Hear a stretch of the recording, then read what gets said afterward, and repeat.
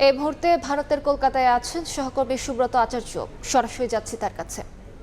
সুব্রত, দেখুন, মির্জা গালিব স্ট্রিট যে থানা এলাকায়, সেই থানা এলাকাটি নিউ মার্কেট থানা। আমি এই মুহূর্তে নিউ মার্কেট থানায় রয়েছি, কারণ ভরকেন্দ্র, এই ঘটনার ভরকেন্দ্র নিউ মার্কেট থানা। কারণ যে নজনের মৃত্যু হয়েছিল মর্মান্তিক অগ্নিকাণ্ডের ঘটনায়, তাদের মধ্যে 7 জনই বাংলাদেশি নাগরিক।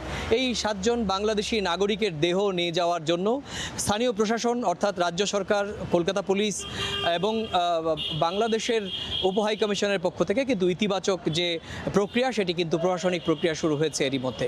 নিউ মার্কেট থানায় এই মুহূর্তে দেবাশিস দত্ত, তার পরিবারের যে স্থানীয় অভিভাবক এবং বাংলাদেশ থেকে আসা তার ভাইরা রয়েছেন, এবং আরও এক আত্মীয় রয়েছেন উত্তরবঙ্গে, তিনি রয়েছেন। মোট 3 সদস্যের একটি প্রতিনিধি দল দেবাশিস দত্তের দেহসহ তার পরিবারের বাকি 3 জনের অর্থাৎ 4 মরদেহ নিয়ে যাওয়ার যে প্রক্রিয়া, সেই প্রক্রিয়ার প্রথম ধাপ শনাক্তকরণের যে শনাক্তকারীকে চিহ্নিত, সেটি এই মুহূর্তে নিউ মার্কেট থানার অভ্যন্তরে সম্পন্ন হচ্ছে।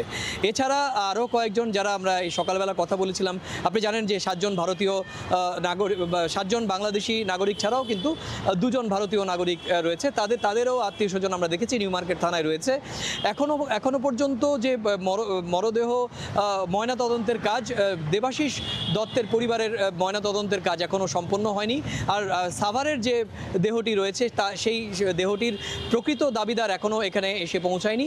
একই রকমভাবে সাতক্ষীরার যে আরও 2টি দেহ রয়েছে, সেই দুটো দেহের দাবিদারও কিন্তু এখনও পর্যন্ত এসে পৌঁছায়নি।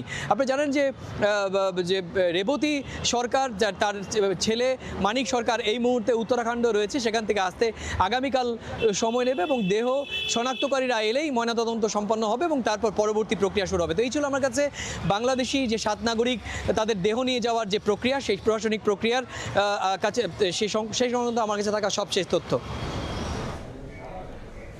কলকাতা থেকে সুব্রত আচার্য।